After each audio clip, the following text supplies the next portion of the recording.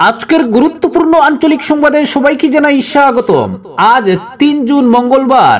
আজকের সন্ধ্যার বিশেষ খবর হলো বন্যা পরিস্থিতি অপরিবর্তিত থাকায় বরাকের ৩ জেলা, কাচার, শ্রীভূমি এবং হাইলাকান্দিতে আরো 2 দিন বর্ধিত করা হলো সরকারি ছুটি। সব শিক্ষা প্রতিষ্ঠান বন্ধ থাকবে আগামী ৪ ও ৫ মে। বন্যা পরিস্থিতির বাস্তবিক পর্যবেক্ষণ করতে আজ শিলচরে আসলেন মুখ্যমন্ত্রী, সঙ্গে ছিলেন মন্ত্রী পীযূষ হাজারিকা। নাথপাড়া বাঁধ মেরামতে ১,৬০,০০,০০০ টাকা মঞ্জুর, জানালেন মুখ্যমন্ত্রী। আসামে ক্রমশ খারাপ হচ্ছে বন্যা পরিস্থিতি, ২২ জেলার ৫ লক্ষ পরিবার ক্ষতিগ্রস্ত। সুনাইর মধুরবন্দি গ্রামে নৌকাডুবিতে ৫ জনের মৃত্যু ঘটলেও নেই কোনো পরিবর্তন। শিলচরের জল নিষ্কাশন ব্যবস্থা ও নদীবাঁধের সংস্কার কেন যথোপযুক্ত হলো না, জবাব চাইল বরাক ডেমোক্রেটিক ফ্রন্ট। অসংযত অবস্থায় ফ্ল্যাট থেকে ১১ তরুণী আটক। জিপি সভানেত্রী বাছাই নিয়ে ঐক্যমত্যে গোবিন্দপুর আলগাপুরের ৬ জন সদস্য। শ্রীভূমি জেলা সদরের বিভিন্ন এলাকা কুশিয়ারার জলের নিচে, বিপন্ন মানুষ। বালুর বস্তা দিয়ে আটকানোর চেষ্টা টাউন কালীবাড়ি বিসর্জন ঘাটে। পূর্ব হাইলাকান্দিতে বন্যার ভয়াবহ রূপ, ঘর ছাড়া গ্রামবাসী, ভোগান্তিতে গবাদি পশু। জলস্তর হ্রাস সিংলার, পূর্ব তীরের উন্নতি হলেও এখনো প্লাবিত পশ্চিম তীর। এবং সর্বশেষ খবরটি হলো জলমগ্ন বড়খোলা, ত্রাণ সামগ্রীর দিকে তাকিয়ে বন্যা পীড়িতরা। এবারে শুনুন বিস্তারিত খবর। বরাক উপত্যকার ৩ জেলা কাচার, করিমগঞ্জ এবং হাইলাকান্দি জেলার সব শিক্ষা প্রতিষ্ঠানে আরো 2 দিন ছুটি বাড়ানো হয়েছে। বুধবার ও বৃহস্পতিবার ছুটি ঘোষণা করা হয়েছে। চলতি বন্যা পরিস্থিতি ও নদীগুলির জলস্ফীতির ফলে পড়ুয়াদের নিরাপত্তা সুনিশ্চিত করতে প্রশাসন থেকে ৩ জেলায় ছুটি ঘোষণা করা হয়েছে। অপরদিকে শিলচরের বন্যা পরিস্থিতির খোঁজ নিতে আজ সকালে শিলচর পৌঁছলেন মুখ্যমন্ত্রী হিমন্ত বিশ্ব শর্মা। তিনি শিলচরে পৌঁছে প্রথমে গভর্নমেন্ট বয়েজ স্কুলে থাকা ত্রাণ শিবির পরিদর্শন করেন। ত্রাণ শিবিরে আশ্রিত সাধারণ মানুষের সঙ্গে কথা বলে তাদের সমস্যা ও চাহিদা সম্পর্কে সরাসরি অবহিত হন। আজ মুখ্যমন্ত্রীর সঙ্গে ছিলেন জল সম্পদ মন্ত্রী পীযূষ হাজারিকা, বরাকের ২ মন্ত্রী কৌশিক রায় ও কৃষ্ণেন্দু পাল, সাংসদ পরিমল শুক্লবৈদ্য, বিধায়কদের মধ্যে দীপায়ন চক্রবর্তী, মিহির কান্তি সোম, নিহার রঞ্জন দাস, বিজয় মালাকার, কমলাক্ষ দে পুরকায়স্থ প্রমুখ। এছাড়া ছিলেন জেলা বিজেপি সভাপতি রূপম সাহা, রাজ্য সম্পাদক কনাথ পুরকায়স্থ সহ অন্যান্যরা। ছিলেন কাছাড়ের জেলা আয়ুক্ত মৃদুল যাদব ও পুলিশ সুপার নুমল মাহাতো। সেখান থেকে মুখ্যমন্ত্রী নর্মাল স্কুল শিলচর ত্রাণ শিবির পরিদর্শনে যান। এরপর মুখ্যমন্ত্রী কেন্দ্রীয় বিদ্যালয়ে ত্রাণ শিবির পরিদর্শন করেন। সকাল ১১:৪৫ তিনি কসমিক মার্কেট, মালিনীবিল এলাকায় গঠিত ত্রাণ শিবির পরিদর্শন করেন। সফরের শেষ পর্যায়ে দুপুর ১২:১৫ মুখ্যমন্ত্রী হিরণপ্রভাদেব শিশু মন্দির ত্রাণ শিবির পরিদর্শন করেন এবং সেখানে উপস্থিত জনসাধারণের সঙ্গে মত বিনিময় করেন। অপরদিকে শিলচরের জল নিষ্কাশন ব্যবস্থা ও নদীবাঁধের সংস্কার কেন যথোপযুক্ত হলো না, জবাব চাইল বিডিএফ। ২০২২ সালের প্রলয়ঙ্কারী বন্যার জলে আক্রান্ত হয়েছিল শিলচরের ৯০% জনপদ। সীমাহীন ক্ষতি ও দুর্ভোগ পোহাতে হয়েছিল নাগরিকদের। এরপর রাঙ্গির খাল, লঙ্গাই খাল সহ শহরের বিভিন্ন খালের সংস্কার এবং নড়বড়ে নদীবাঁধের সংস্কারের জন্য সরকারি স্তরে বিভিন্ন পদক্ষেপের কথা ঘোষণা করা হয় এবং সেই অনুযায়ী অর্থ বরাদ্দ করা হয়েছিল। কিন্তু আজ ৩ বছর বাদেও এসব কাজ অসমাপ্ত রয়েছে, যার জন্য আবার বন্যার কবলে পড়েছেন শহরের নাগরিকরা। এর জবাবদিহি এবার করতে হবে বিভাগীয় কর্মকর্তা সহ নেতা মন্ত্রীদের, এই মর্মে হুমকি দিল বরাক ডেমোক্রেটিক ফ্রন্ট। এক প্রেস বার্তায় বিডিএফ মিডিয়া সেলের আহ্বায়ক জয়দীপ বলেন, অনেকে অজুহাত দিচ্ছেন যে এবারে একদিনে রেকর্ড বৃষ্টিপাতের জন্য এই অবস্থা হয়েছে, কিন্তু যা করণীয় ছিল তা যে করা হয়নি এটা জলের মতো স্পষ্ট। তিনি বলেন, বিডিএফ সহ শিলচরের বিভিন্ন সংগঠনের পক্ষ থেকে বারবার বলা হয়েছে যে শহরের খালগুলির আবর্জনা সাফাই শুধু নয়, আদি গভীরতা অবধি খনন করে গার্ডওয়াল দিতে হবে। সেই কাজের শিলাফলক আজও জ্বলজ্যান্ত, কিন্তু কাজ আজ অবধি কতটুকু হয়েছে শহরবাসী মাত্রই জানেন। জয়দীপ বলেন, ২০২২ সালের প্রলয়ঙ্কারী বন্যার পর যে কাজ অগ্রাধিকারের ভিত্তিতে করার কথা বলা হয়েছিল, গত ৩ বছরে তা যদি সম্পূর্ণ না হয় তবে তাকে বিভাগীয় তথা সংশ্লিষ্ট সবার নিষ্ক্রিয়তা বা অপদার্থতা ছাড়া আর কি বলা যেতে পারে। ৩ বছরে যদি অবৈধ দখল ইত্যাদির জন্য পুরো গার্ডওয়ালের কাজ সম্পূর্ণ না হয়, খালগুলির পুনর্খনন ও আবর্জনা সাফাই করার কাজ শেষ হওয়াতে কোনো বাধা ছিল না। কিন্তু বাস্তবে এ ব্যাপারে চূড়ান্ত ব্যর্থ হয়েছেন বিভাগীয় কর্তৃপক্ষ তথা সরকার। তাই অবশ্যই এর জবাবদিহি তাদের করতে হবে।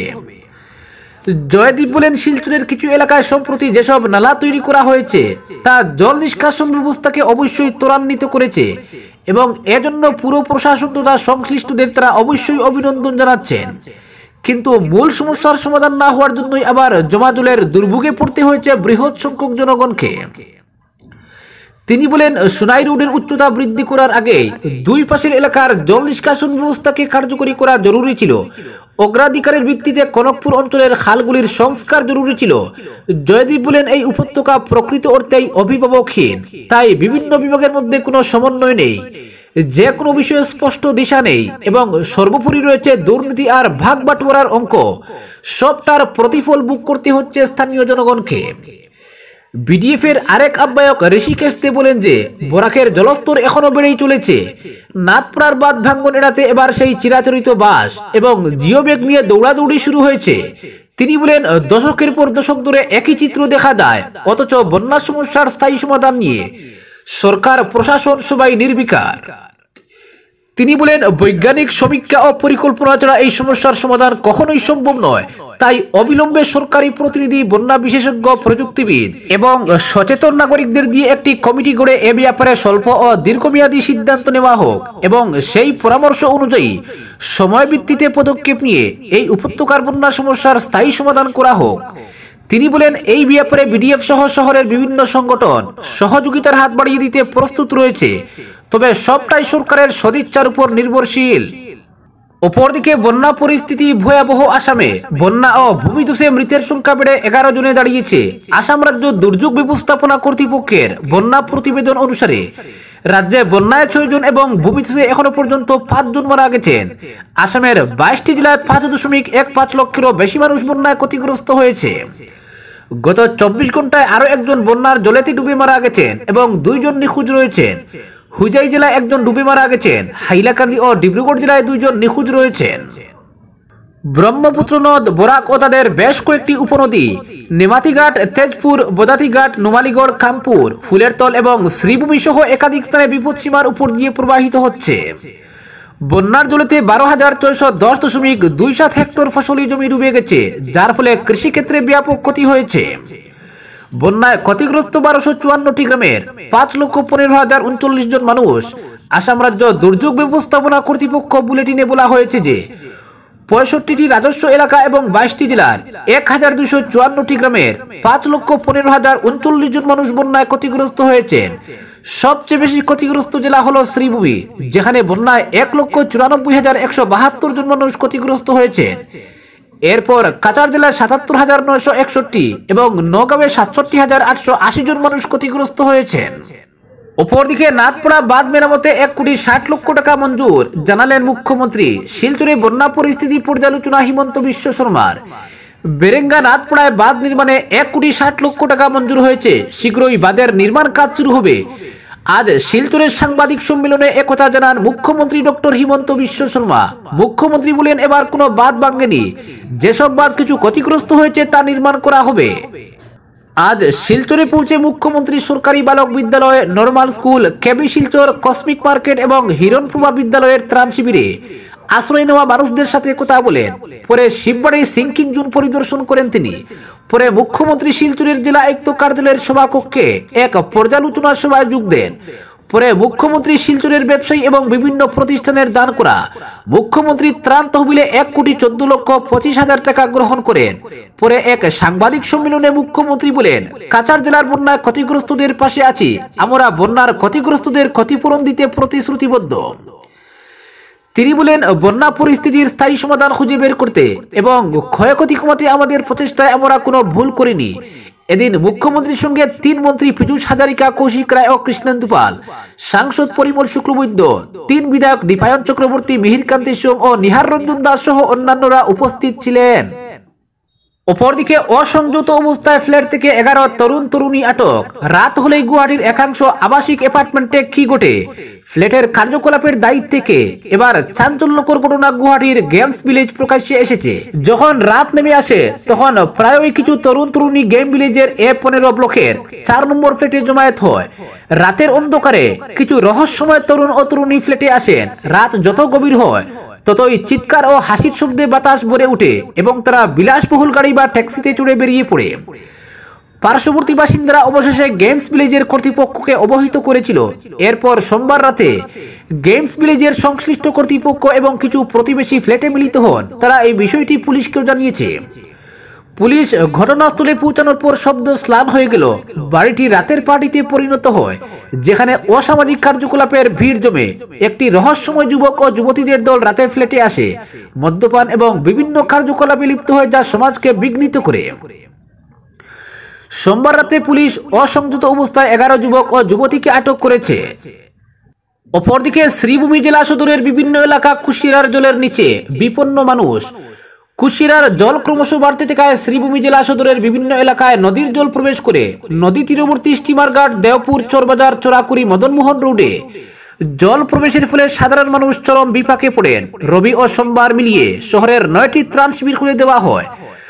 অন্যদিকে সোমবার সকাল থেকেই করিমগঞ্জ টাউন কালীবাড়ি সংলগ্ন বিসর্জন ঘাট দিয়ে নদীর জল ধীর গতিতে প্রবেশ করছে। বালুর বস্তা দিয়ে জল প্রতিরোধে যুদ্ধকালীন তৎপরতায় কাজ করছেন জল সম্পদ বিভাগের কর্মীরা। সীমান্ত জেলা শ্রীভূমির 3টি নদীর মধ্যে কুশিয়ারা নদীর জল বাড়ছে।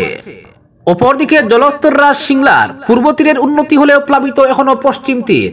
রবিবার রাত থেকে মিজোরামে বৃষ্টি কম হওয়ায় জলস্তর নেমেছে খরস্রোতা সিংলার। এতে রামকৃষ্ণনগর কেন্দ্রের বন্যা পরিস্থিতির আংশিক উন্নতি হলেও বহু গ্রাম এখনো জলমগ্ন। সিংলা নদীর পূর্ব তীরের দুর্লভচূড়া, মুকামচূড়া, বিদ্যানগর ইত্যাদি এলাকা থেকে বন্যার জল যদিও নেমেছে, কিন্তু পশ্চিম তীরের 3টা স্থানে বাঁধ ভেঙে প্লাবিত হয়ে পড়েছে পেচালা, পাতিয়ালা, হুলাসনগর, বিহারীডালা, আনিপুর বস্তি, সোনালা, বেড়াটুক, বাংলাটিরা ইত্যাদি গ্রাম।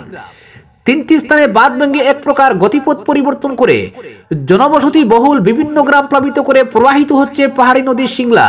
এতে ওইসব গ্রামের রাস্তায় কোথাও হাঁটু তো কোথাও কোমর জল বইছে। ফলে বাড়িঘর ছেড়ে পালাতে বাধ্য হয়েছে নদীর পশ্চিম তীরের গ্রামবাসী। বিহারীডালা, সোনালা ইত্যাদি গ্রামের বহু লোকের ঘরে সাদ সুতে চলছে জল। গবাদি পশুর খাদ্য সংকট দেখা দিয়েছে ওইসব গ্রামে।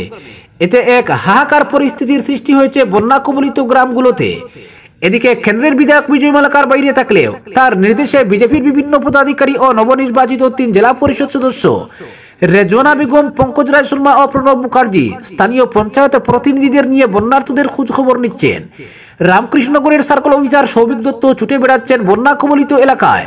বিধায়ক বিজয় মালাকারের নির্দেশে তার ব্যক্তিগত সচিব রাজীব দাস স্থানে স্থানে পৌঁছে দিয়েছেন ত্রাণ সামগ্রী। প্রশাসনিক তরফে ত্রাণের ব্যবস্থা করা হয়েছে। এদিকে দুর্লভচূড়া, আনিপুর, বয়া, বিদ্যানগর বিকল্প সড়ক বন্যার জলে বাসার পর বিপর্যস্ত হয়ে পড়েছে।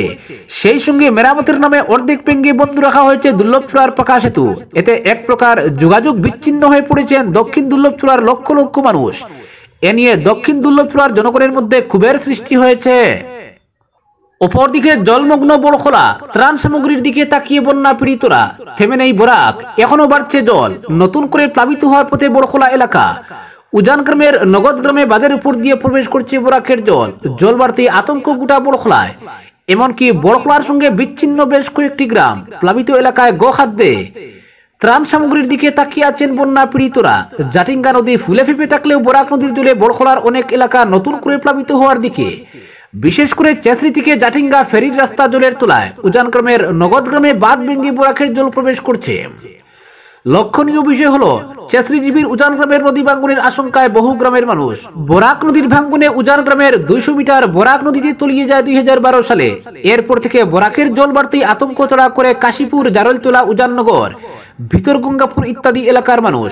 চেঁচড়ি গণিগ্রাম সড়কের উজান গ্রাম দিয়ে বরাক নদীর জল প্রবাহিত হলে এসব এলাকার মানুষ নরক যন্ত্রণা ভোগ করবে। বর্তমান উজান গ্রাম নদী ভাঙ্গন এলাকায় জল প্রবেশ করার কোনো লক্ষণ নেই, তবে বরাকের জল এভাবে বাড়তে থাকলে জল প্রবেশ করার আশঙ্কা প্রবল। অপরদিকে জিপি সভানেত্রী বাছাই নিয়ে ঐক্যমত্যে গোবিন্দপুর আলগাপুরের 6 জন সদস্য। গত 2 মে গ্রাম পঞ্চায়েত নির্বাচন অনুষ্ঠিত হয়েছিল। ভোট গণনা হয়েছিল 11 মে। এবার প্রথমবারের মতো নির্বাচিত গ্রাম পঞ্চায়েত সদস্যরা পঞ্চায়েত সভাপতি কিংবা সভানেত্রী বাছাই করবেন। এতে জিপি সদস্যদের কদর বেড়ে গেছে সম্ভাব্য জিপি সভাপতি সভানেত্রীদের কাছে। জিপি সভাপতি সভানেত্রী বাছাই করা হবে আগামী 21 জুন থেকে 30 জুনের মধ্যে। কিন্তু ভোট গণনার পর থেকে জিপি সদস্যদের সমর্থন আদায় করতে মাথার ঘাম পায়ে ফেলছেন জিপি সভাপতি সভানেত্রী হতে আগ্রহীরা। শুরু হয়েছে গুড়া কেনাবেচার কেচ্চা কাহিনী। আগে জিপি সদস্যদের পাত্তাই দিতেন না নির্বাচিত সভাপতি সভানেত্রীরা, এবার এর উল্টো দৃশ্য পঞ্চায়েত রাজনীতিতে। যে কোনো অবস্থায় 5 জন জিপি সদস্যের সমর্থন আদায় করে সভাপতি কিংবা সভানেত্রীর কুর্সি দখল করতে সব রকম প্রচেষ্টা চালিয়ে যাচ্ছেন সভাপতি পদে ইচ্ছুকরা। এই সুযোগে আঙ্গুল ফুলে কলা গাছ হচ্ছেন অনেকেই। এই খেলা চলছে গ্রামাঞ্চলের প্রতিটি জিপিতে। এই ডামাডোলের মধ্যে বাঁশকান্দি উন্নয়ন খণ্ডের অধীন গোবিন্দপুর আলগাপুর জিপির সভানেত্রী পদের দৌড়ে অনেকটাই অগ্রসর হয়ে গেছেন জিপি সদস্যা জাসমিন আক্তার লস্কর। জাসমিন আক্তারের স্বামী নজির আহমেদ লস্কর ইতিমধ্যে অন্য 5 জন জিপি সদস্যার সমর্থন আদায় করে দৌড়ে এগিয়ে রয়েছেন। জাসমিন আক্তার লস্করের সমর্থনে রয়েছেন জিপি সদস্য ইকবাল হোসেন লস্কর, সবজিল আহমেদ চৌধুরী, আলতাফ হোসেন লস্কর, জিপি সদস্যা নুরুন নেহার বেগম চৌধুরী ও পম্পি রায়। এই 6 জন নিয়ে সংখ্যাগরিষ্ঠতা অর্জন করতে সক্ষম হয়েছেন নজির আহমেদের স্ত্রী জাসমিন আক্তার লস্কর। রবিবার রাত পর্যন্ত পৃথকভাবে 3টি সভা করে জাসমিন আক্তার লস্করকে গোবিন্দপুর আলগাপুর জিপির সভানেত্রী নির্বাচনের বিষয়ে একটি চুক্তিপত্রে স্বাক্ষর পর্যন্ত চূড়ান্ত হয়েছে বলে জানা গেছে। নির্ধারিত সময়ে তারা এর ঘোষণা করবেন বলে সিদ্ধান্ত নেওয়া হয়েছে। অপরদিকে পূর্ব হাইলাকান্দিতে বন্যার ভয়াবহ রূপ, ঘর ছাড়া গ্রামবাসী, ভোগান্তিতে গবাদি পশু। বৃহত্তর পূর্ব হাইলাকান্দি এলাকার বিভিন্ন গ্রাম বর্তমানে বন্যার জলে প্লাবিত। কাটাখাল নদীর জল প্লাবিত করেছে নদীর পূর্ব ও পশ্চিম পারের গ্রামগুলোকে। তাছাড়া আসাম মেলার অন্তর্গত সড়ক তৈরি হওয়ায় বিভিন্ন গ্রামের জল বেরিয়ে যেতে পারছে না বলেও গ্রামবাসীদের অভিযোগ। এদিকে ঘর বাড়ি ছেড়ে গ্রামবাসী এখন শহরমুখী হচ্ছেন, আবার একাংশ ভুক্তভোগী হাইলাকান্দি দুয়ারবন সড়কের উপরেই তাঁবু খাটছেন। তাছাড়া জানমাল রক্ষা করতে গিয়ে গবাদি পশুগুলোকে ছেড়ে দিয়েছেন জনগণ। তাই সব মিলিয়ে হাইলাকান্দি জেলার বিভিন্ন নদী তীরবর্তী এলাকায় বন্যা পরিস্থিতির অবনতি হচ্ছে। জেলা প্রশাসন উদ্যোগ নিলেও পূর্ব হাইলাকান্দির বিভিন্ন গ্রামের জনগণ দুর্ভোগে, বিশেষ করে বাসডোহর, ব্রজপুর, বড় হাইলাকান্দি, পূর্বগুল, সামারিকোনা, বন্দুকমারা, কালাচোলা প্রভৃতি এলাকার জনগণ বিশেষ অসুবিধায় পড়েছেন। বিশেষ করে জল সম্পদ বিভাগের আওতাধীন বিভিন্ন বাঁধ ভেঙে কাটাখাল নদীর জল প্লাবিত করেছে বিভিন্ন এলাকা। তাছাড়া জমা জল বের হতে পারছে না। এক্ষেত্রে গ্রামবাসীরা ঘর ছেড়ে এখন রাস্তায়। পূর্ব হাইলাকান্দি সহ বিভিন্ন এলাকা পরিদর্শন করেন হাইলাকান্দির অভিভাবক মন্ত্রী কৃষ্ণেন্দু পাল। জেলা কমিশনার ও চক্র আধিকারিকদের নিয়ে বিভিন্ন এলাকায় ত্রাণ শিবির পর্যবেক্ষণ করেন।